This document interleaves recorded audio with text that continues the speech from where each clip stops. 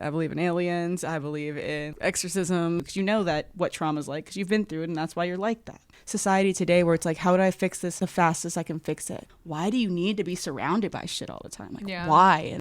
Welcome to Tea with Tori. I'm your host, Tori, and today the tea is hot. What's up, Spillers? Welcome to a new episode of Tea with Tori. I'm your host, Tori, and this is episode 2 of season 2. My first guest for season 2.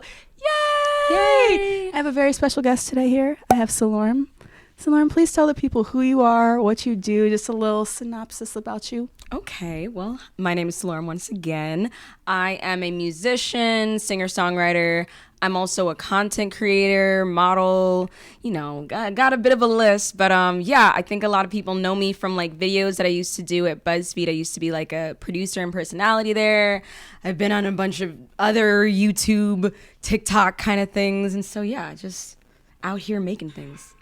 So when did you start getting into like the whole creation world? Because a lot of people that I talk to, they start corporate or they start doing something they don't really want to do. And then suddenly it's like, bam, like I'm going to take a chance on myself and do it. A lot of people did it during COVID.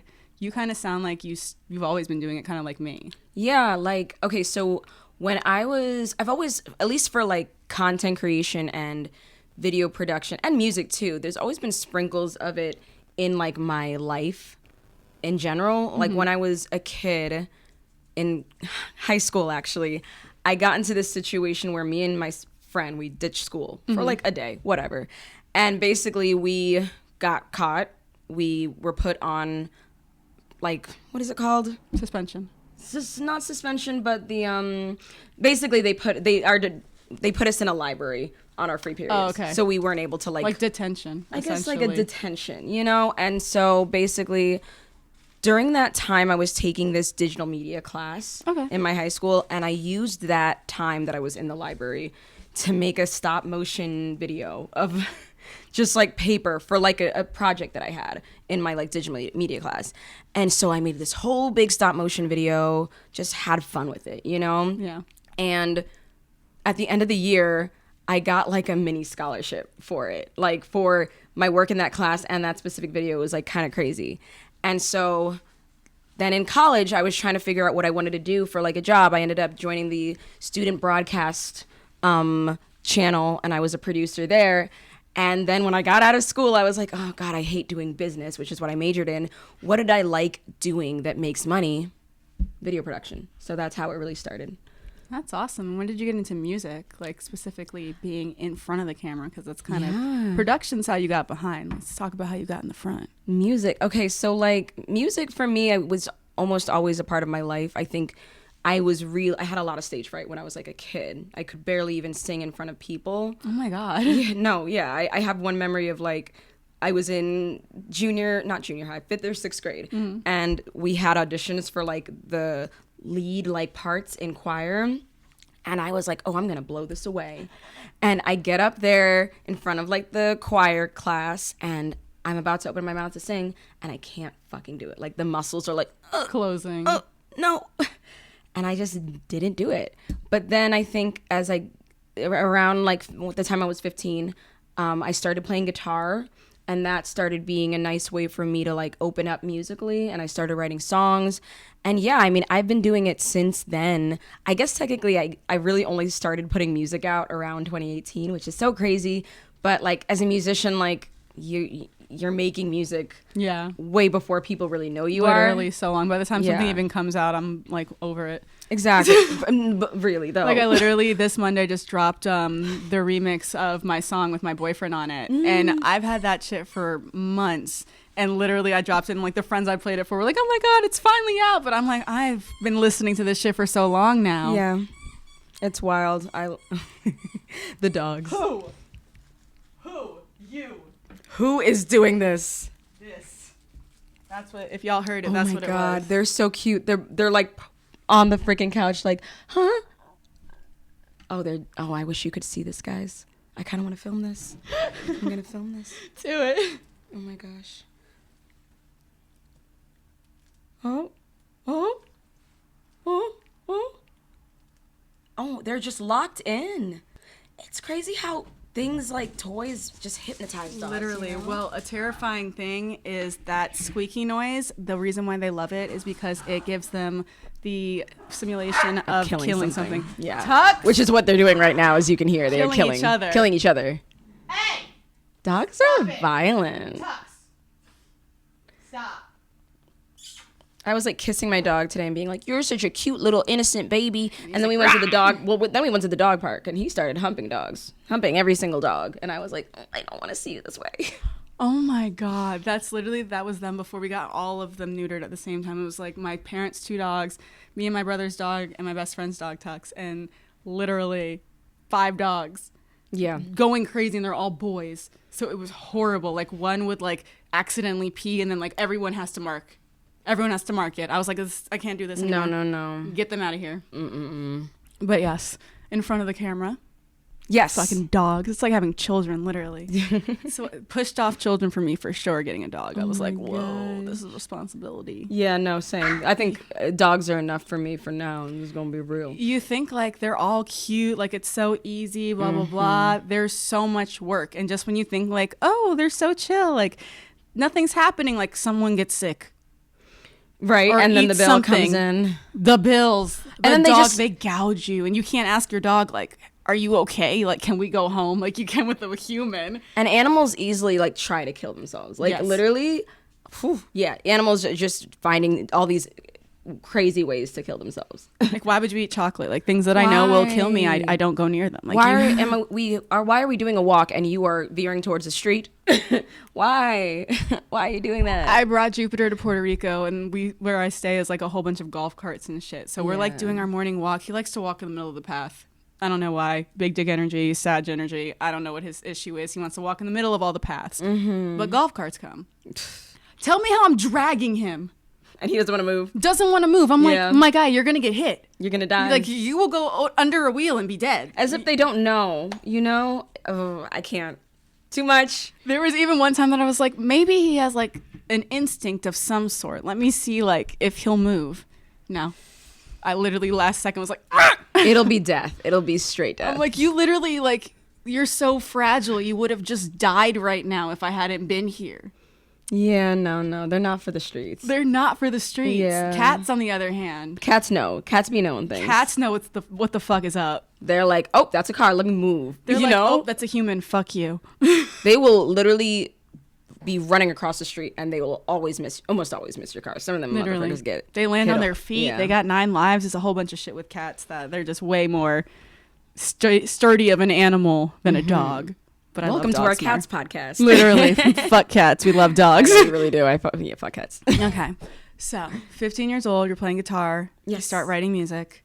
You put it out in 2016. What was your first thing you put out, and is it still on the internet? I mean, I guess, okay, yeah. The first thing that I put out was around 2016. I mean, I think I put something out on SoundCloud.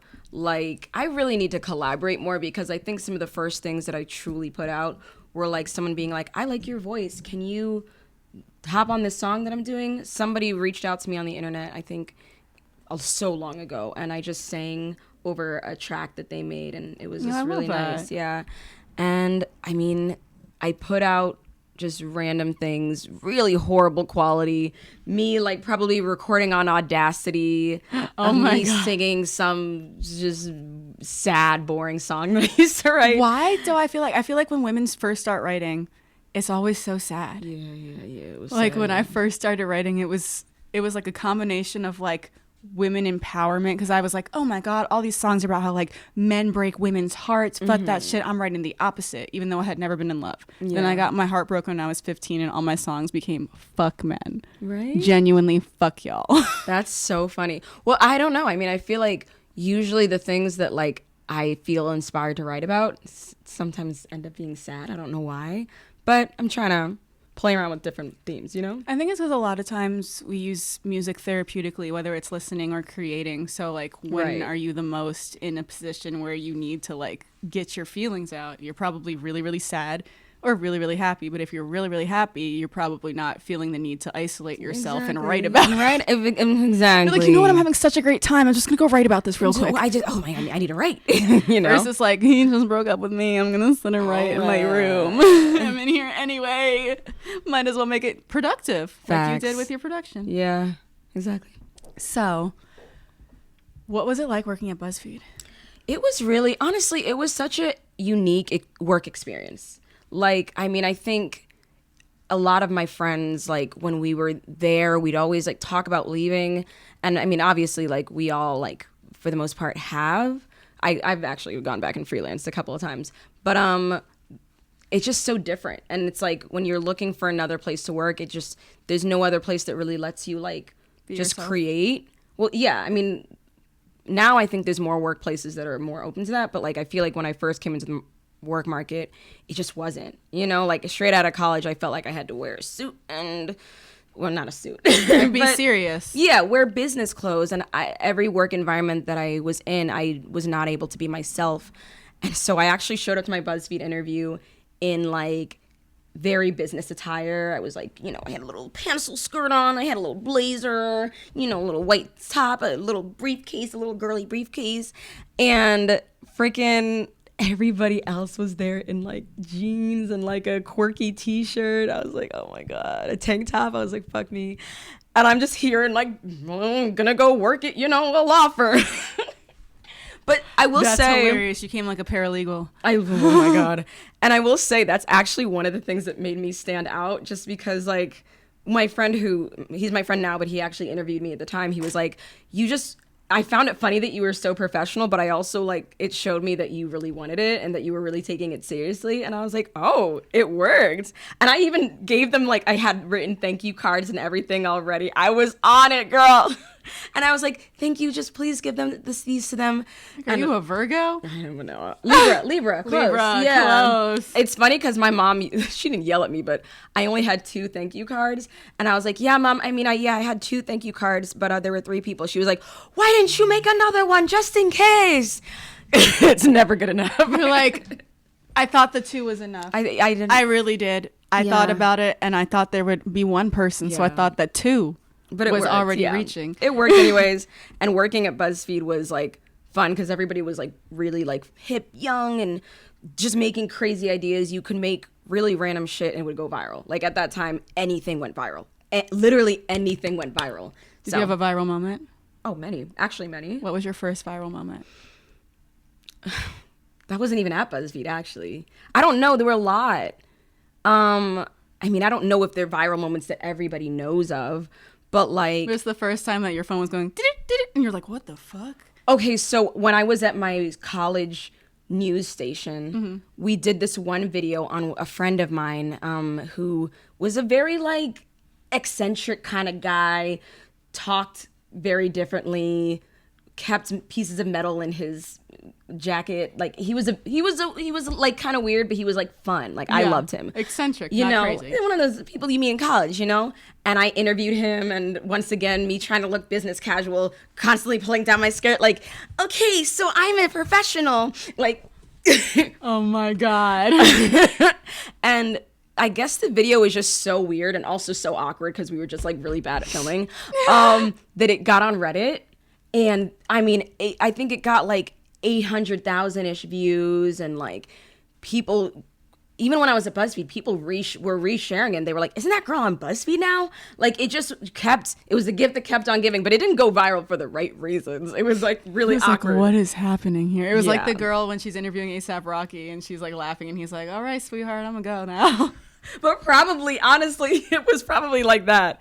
But yeah, that was my first viral moment. And then like, I guess the first viral video that I made at BuzzFeed, there were kind of 2. One where I was behind camera, and it was I walked around with only body paint for a day. That was the name of the video. I got this girl. We basically got a body painter to spray paint clothes on her, jeans and a t-shirt, and we walked around The Office, and she was completely naked, like just in like underwear and pasties. Yeah. And so that went hella viral. It got like 10 million in a week, and that like kind of, I was an intern, so that's kind of should have. I think I was a fellow. It kind of solidified the job for me. Yeah. Yeah. It was like, okay, she knows, she's got some ideas. I know. And they like her ideas. So that was cool. What is your favorite piece of content that you've created behind the camera and then in front of the camera? Ooh. Okay. Behind camera, in front of the camera. Okay, so behind camera, I was actually in this, but like the first video that I had made, and it went like semi-viral, and it actually still gets shared a lot. It was like a video about like colorism, and this was when I was like an intern, and I was like, I don't know if I'm gonna get hired. I don't know how long I'm gonna be here. So I basically just made. People were saying, "Oh, make something that no one else could make." You know, if you want to really get hired here. And so I talked about that. Like I basically just grabbed a bunch of people from different cultures who were considered dark skinned in their culture and had them share their story of like colorism that they've experienced. And Viola Davis shared that shit. That's all I need to keep me going in life. You know what I mean? And That's so amazing. People would message me being like, "Oh, they showed this at my school." Before the pandemic, I think it was actually going to be in an exhibit in the Smithsonian. Oh my we were God. chatting about that, and then the pandemic Bro, the ruined pandemic it. did so much shit, like Yeah. good and bad for me, but it Yeah. definitely changed the whole world. And then I don't know what the first viral thing that I was in was. I'm not going to lie. I think there's some things that people have like noted that they recognize me from. Like I did 2 or 3 videos where I like went on a date with a vampire, and I just got into the vampire community, and now I have fangs and a lot of vampire friends. I'm on the cover of a vampire magazine. I fucking made my rounds. Stop. I made my rounds, and thank you, vampire friends. But yeah, That's wild. yeah, it's a whole scene. We'll talk about it. I'm like, do they actually drink blood? I mean, I'm pretty sure some people do, but I'm cool. You're I mean, I it's don't. not recommended. Like none of them actually recommend it, but there's some people who will take do it fully. Yeah, They fully go there. They will go there. What is that like? I haven't met them. I hang out with the ones that drink wine.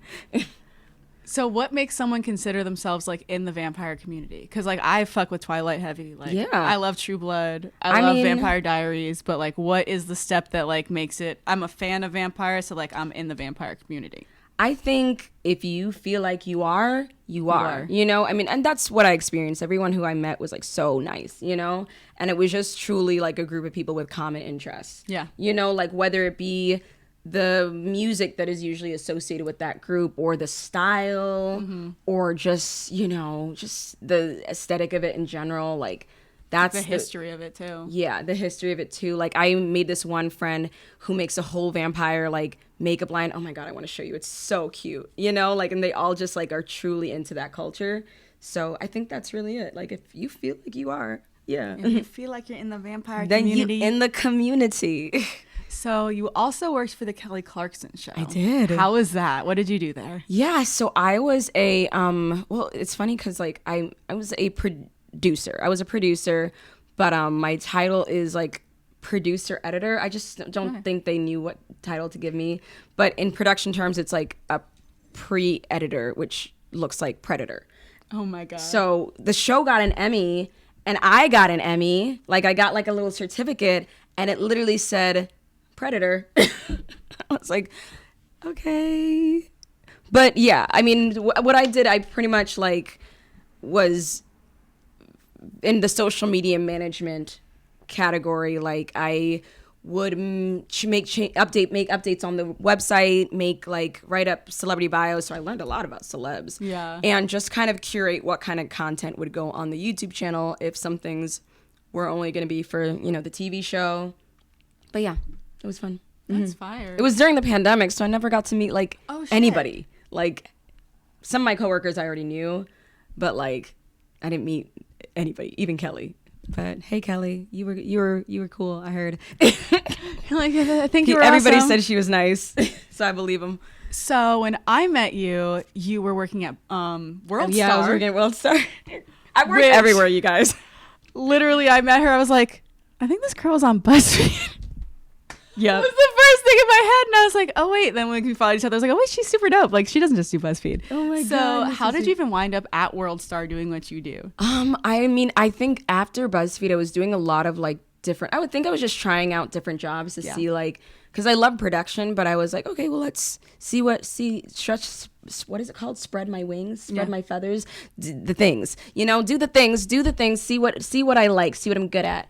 And I was doing a lot of editing. And so at Worldstar, I was like doing a lot of editing, every now and then assisting with like shoots, because we were shooting you. Literally. Yes, you and your sister. And yeah, it was just kind of cool. I think the thing that I liked the most was just getting to meet all the people that we like filmed, like whether they were like up and coming artists, hella established artists, like it was very interesting getting to like humanize people. You know what I mean?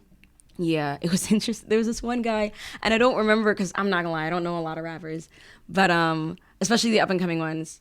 But he was like so impressed by what we were doing, like the crew, the Worldstar like crew, and he was like, how do you get one of these jobs? And he was like, how do you get one of these jobs? And I was like, well, one of the guys was like, dude, you want to work here? And he's like, well, yeah, I wouldn't mind doing this. And I'm like, bro, you a whole rapper. Like, you're literally like... That's wild. And he was just kind of talking a little bit about like, like, honestly, like, just his hustle and how a lot of people, a lot of rappers like himself don't even like the music that they put out, like they're putting the work into it, they're trying to feel it, but like sometimes when you put it out, you don't even like it. And I'm like, bro, I feel that. It was just interesting. It goes through so many people. It's what I call like the gatekeepers type thing of like, okay, well, what you do is great, but like, can you make a song exactly like this one on the radio right now that has nothing to do with anything that you're going through or isn't even really your style? Yeah. This is trending on TikTok. You should make a song like this, even though it's not even in your genre. And yeah, that like, it kind of broke my heart a little bit because I was like, bro, I'm trying to be you. Literally, I'm trying to be you. That was the scariest thing for me when I did model like catering and shit, was going to these award shows and being a caterer there. And I would be like in the back having so much fun with my friends, just like we're laughing, we're talking, and then you go out and these people that like we're all trying to be, these famous actors, famous musicians, famous whatever, are all out there and they just look miserable. I heard award shows are not that fun.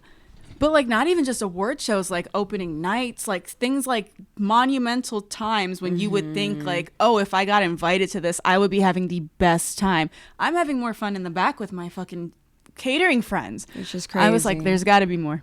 There's got to be more. Obviously, that was like my first fame doesn't make you happy. Exactly. And that's the thing. It's like, as shitty as it may seem, like, we have to learn to be happy where we are at, because truthfully, like, when we get to that level, like, we don't have the time that we have now, the time to like dive into like the things that we love, to really like work on our shit. We don't have that time in the future. And like, I'm trying to remind myself of that, like, oh, I'm supposed to be enjoying this shit, but fuck, why am I not enjoying this shit sometimes? Because it's like, you're supposed to enjoy it, but at the same time, necessity created invention. And knowing that you are not actually fully fulfilled where you currently are is also a driving factor in you wanting to do more. Exactly. So it's kind of this balance of like not getting complacent, but not being ungrateful for the position that you're currently in. Right. And that's like the balancing act you have to do. It's like the balancing act of like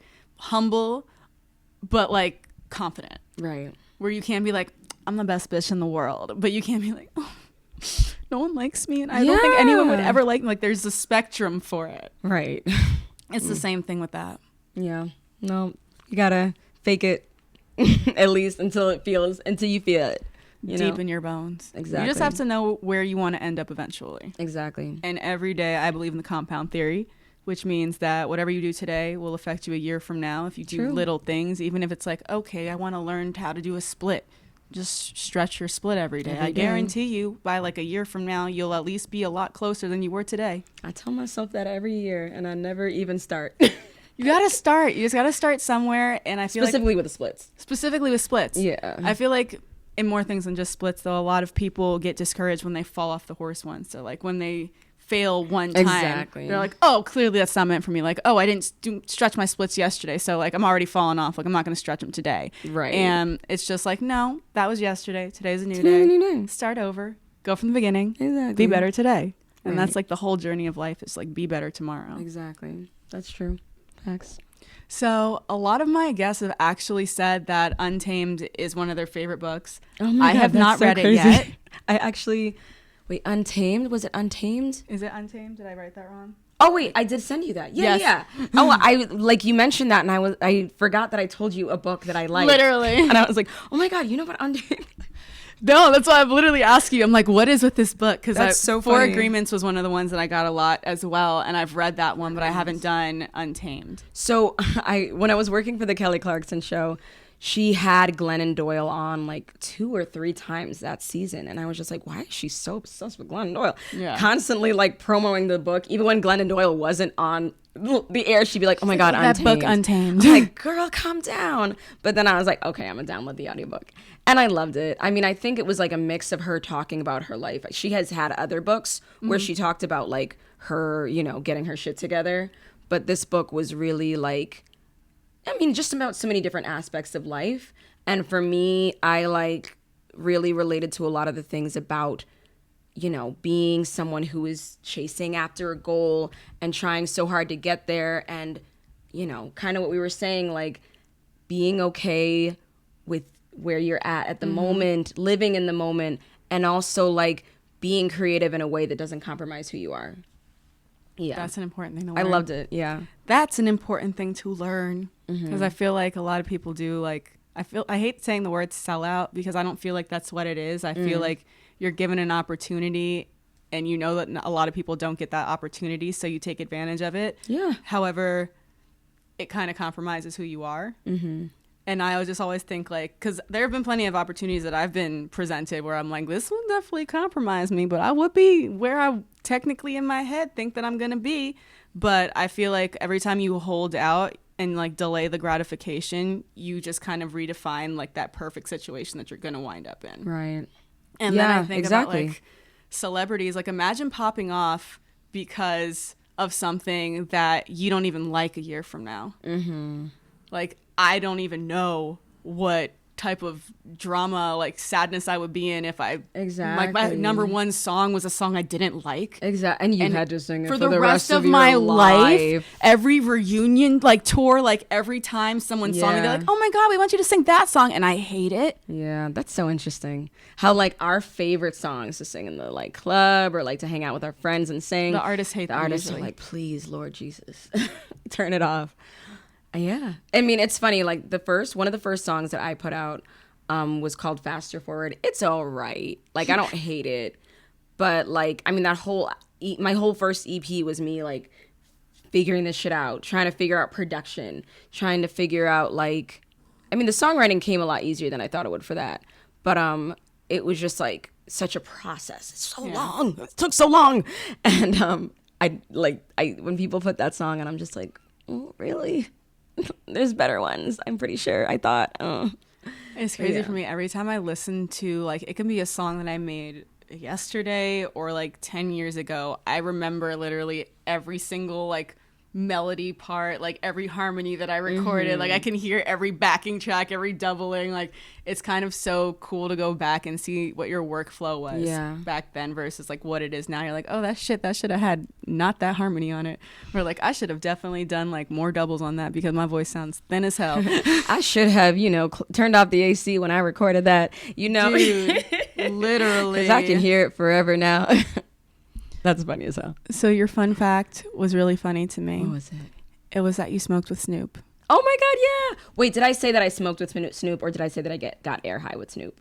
You said you got high with Snoop, I think. Was the Okay, thing. well, air high is still. So here's a story. I love it. Because Tell it's me. still a story, I promise. I was doing a shoot. I helped shoot and started to like produce this series we did at BuzzFeed called The High Guys. And it was like this really fun group of people who were just really like funny high, And so we finally, after so many episodes, we finally got an episode where we had high people smoking with Snoop Dogg or high people learn how to roll joints with Snoop Dogg.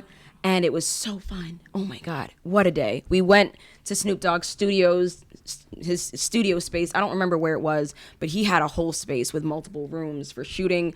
I hung out with Snoop Dogg's dog, bruh. Like, that should have been my fun fact. I hung out with Literally. Snoop Dogg's dog. It was so cute. I went and the lobby for it had a bunch of like video games, I'm pretty sure, and I was like, this is kind of tight. But there were a lot of press in there because they were shooting some other stuff for random things. And yeah, so we shot with him. He had his own bag of weed. We brought weed just in case, but he had his own bag. He was like, nah. That's me when I show up to places. Though. Right. I'm like, And I mean a bag. Like, it might have Ziploc or something. like the gallon I've never freezer seen Ziploc. a Ziploc bag of weed in my whole life. But yeah, he was smoking and passing around joints. And I remember I was working, and I was still like a fellow, which was like still like, I'm not hired yet. And he handed me a freaking joint, and my manager was like, and I'm like, excuse me? And I was just like, no, thank you. Snoop Just Dogg. the pain. No, Snoop Dogg, I don't pain. want this fresh joint from your hands rolled by you. Oh my God, man. I don't know. I might have lost my job in that moment. I actually should have quit that very day. That was the first red flag. But it was a closed set. It was a closed ass room. So you know what? I got high. I did get high. You're like, with at Snoop least Dogg. you got high. At least you got contact high. That's disrespectful. It was No, I'm BuzzFeed, I bitter. thought you were cool. I I was thought you were bitter. cooler than that. I thought you'd be like a look the other way type of boss. Like, don't, like, I can't ask you when you say yes, but like you see it happen and you like make yourself busy and like turn That's around. wild. Nah. Nah. But yeah, so yes, that was a fun fact of mine. I love that. Mm-hmm. The first time I saw Snoop, and like I feel like everyone fucking loves Snoop. Snoop's like Yeah. everyone's grandfather. Facts. I was again working my modeling shit, model catering, and we were like bussing tables, and I was in the back turning up, doing my thing because what energy you bring to your job is what you do. Exactly. I don't care if I'm bussing tables. I was having a grand old time. There was great music. I was in the back twerking, and I hear, "Lil Mama, you now working? You twerking?" I was like, I know that voice. That turnaround is fucking Oh Snoop. my God, he complimented. I think he complimented you, or he reprimanded you for. I don't know what it was doing your because job. just as quickly as it came out of his mouth, he was gone. And I was so happy that there was another person there with To me. witness it. Because I was like, did that really just happen? I feel like I can literally hear him saying that, like, "Little mama, you aren't working, you twerking." Literally. That's the way he says it. And then by the time he's whisked off by the security, by the time I'm even like turned around, but I was like, that was a moment. That was a whole moment that It was you will like my remember for the rest of your life. First year in LA, I was like, oh my God. I love that. Oh my God. Everyone should have a Snoop Dogg story. Everyone, if you are ever in LA, you should have a Snoop Dogg story. He's out here. I wish it on you. I This really is random. do. Have you ever seen Jay Leno driving around? Are you in Burbank a lot? No. I feel like it is a rite of passage in Burbank to at See least Jay once Leno? see Jay Leno driving around because he is comfortable. Jay Leno has his cars. He loves his cars. Yeah. I saw him in some baby blue car just riding around, and he's extremely Chilling. recognizable. Like he is the only person who looks exactly like Jay like him, Leno. yeah. So I was just like, motherfucking Jay Leno, just top down out like, Doing his thing. yeah. I love that for him, though. Yeah, so drive around Burbank, you might find yourself a Jay Leno. Find myself a Jay Leno. Yeah. So, what is the most recent song you've put out? Let's plug it. Yes. So I just put out a song. I love this song. It's called When I Wanted You. I like kind of started out making like a little like beat that was kind of 8-bit on Logic, and it was like do do do do do do do do, like it was really like cutesy. So I put it out on TikTok. It like did pretty well, and I was like, oh, people like this beat. Like people were like rapping on it and everything like that. And so I was like, I really should like put this song out. I just haven't finished it. Work with one of my friends to like try to make it like a little bit cooler because it was sounding very cutesy. And so yeah, it's called When I Wanted You, and I think the inspiration for it just came from like a past situationship I had where I was like with somebody, but not like in a With them. relationship. You're in a situation. In a That's exactly what situationship. it is. And, it took me a while to get over this person. I moved on, and then all of a sudden, they feel some type of way, and I'm like, bruh, you had your moment.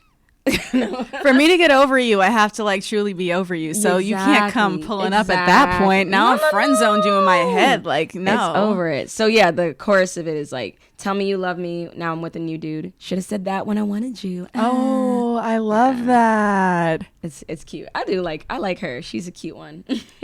I love that a lot. Is there anything else you want to plug? Just let them know what your else do you wanna Instagram is. Yes. So yeah, definitely stream that song. You know, she's a cute one, and there'll be more coming out. I'm also on this new show called Pretty Historic. It's on the YouTube channel Watcher. It's really fun. It's like a beauty, basically trying like beauty and fashion trends throughout history, and cool. seeing if they're like, Still valid, or if they're like something that will kill you. Just the like basics. corsets. So yeah, that's on the YouTube channel Watcher. And do I have anything else to promote? I think that's it. I mean, I'm promoting me. Hello. I'm like, let's get those socials, girl. Let's get those socials. So subscribe to Selorm.k on Instagram, Selorm.k on TikTok. It's the same thing without the dot. Somehow the dot was taken. Please give me back my account. What else do I have? Listen, somebody made a whole fan account with my exact name and then freaking left it. That's why the second a new app comes out, even regardless of whether I want to be on it or not, I go on there and I have my handle. Facts. I had my TikTok handle for like years before I even made any videos on TikTok. Lord Jesus. But yeah, Instagram, TikTok. Are there any other platforms? I'm on YouTube. I think that's it. I don't really post that much. I'm sorry. Is that it? I think that's it. Yeah, I don't know. Just subscribe to me. Be my friend. DM me. Say hi. Do it. Do it. As per usual, Spillers, I am Tori212Green on all platforms. Tea with Tori podcast on Instagram, and I will see y'all next Wednesday. Bye.